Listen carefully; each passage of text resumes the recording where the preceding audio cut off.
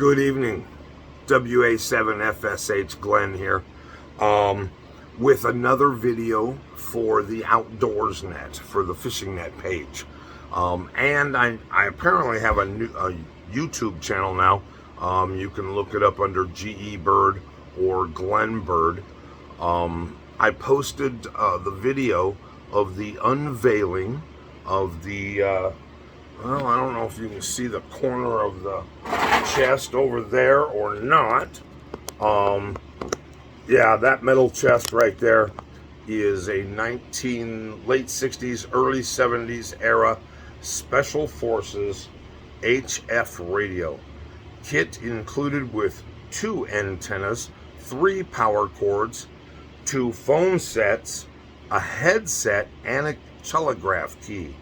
So yeah, that's my latest acquirement. But anyway, we're gonna go ahead and get busy. This may be a little bit long because I'm gonna try and run through everything. If you need more specifics, I think I've covered most of this in videos before, but I'm not real sure that I've made it all real clear and how it ties together. So anyway, let's get at it. I am leaving next Friday night, and I am going to take off and go up to the Toutle and the Green and set my RV up there and fish for 3 days on the Toutle and the Green. Then Sunday afternoon, I am going to go ahead and break camp, and I'm moving up to the Blue Creek Hatchery up on the Cowlitz. And who knows what I'll fish up there. Anyway, this is the pool noodle that I have covered in a previous video. I've got a size 2/0 hook with leader pre-tied. I've got 2 size 1/0 leaders pre-tied. I have 3, 1, 2, 3 size number 2 Gamakatsus, and I'm about to add 3 of the size 4. I've got one here. I'm not gonna make you watch me tie all 3 of them, thank goodness. So as I've said before, tying a hook, you always go right down through the eyelet, perpendicular there to the shank of the hook. You just don't do it. That's the only way you tie a hook when you're tying on these bait holder hooks. You can tie them backwards, and they don't work real well. So we've got a loop here down through perpendicular shaft. I've got a hold of the shaft of the hook, the shank of the hook. Pardon me. Probably better sound like I know what I'm talking about, huh? And then I've got a loop here with a tag end sticking out over here. And I take that hook and the tag end through that loop. 2, 3, 4, 5, 6, 7, 8. Again, and I've covered this in other videos. Slobber on that thing, get it wet, you bet. Grab the tag end, still holding onto the loop here. Grab the tag end and pull it tight. All right, now I went 8, and that's an oddball number, and you've probably always seen me use 7, but I'm going to tell you why. So you grab the tag end and the main line, and you pull that knot tight with that hook sitting right there in the middle. All right. While you've got your tag end up here, nice and exposed, you get out the old toenail clippers, and you come over here, and you cut that knot clear off against the knot, but you cut that tag end off nice and short. Okay? Now the reason why I went 8 turns is because to get this to roll back straight, I'm going to take this knot, and with a fingernail, I am going to slide it up the shank of the hook. There, it slipped. And then I'm going to turn it so that my main line, when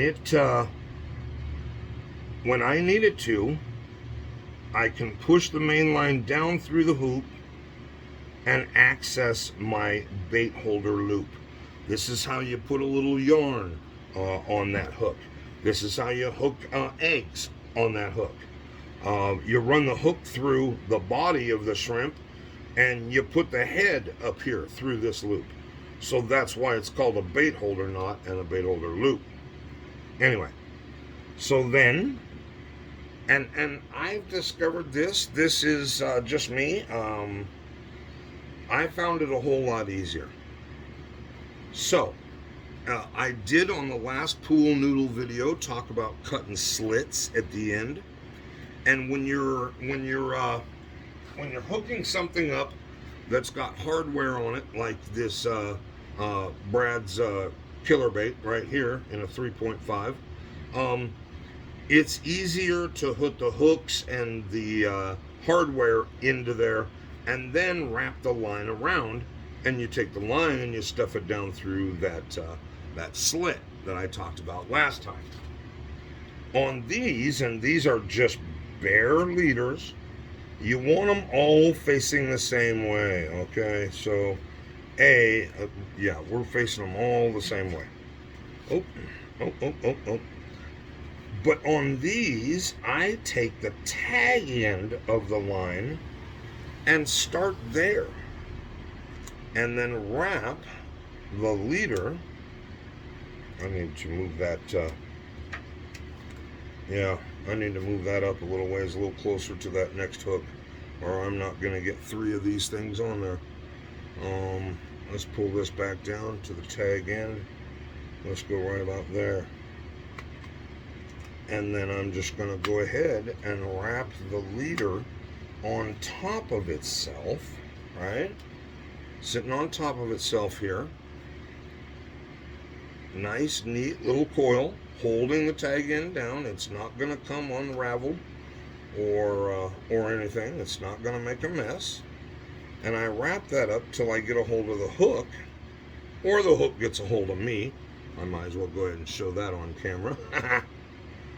And then you pull that nice and tight and snug, and you just set that hook on top of that foam right there, and bam, you're there. That's how it is.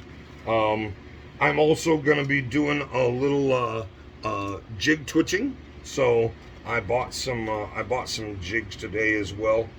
I have never fished twitching jigs.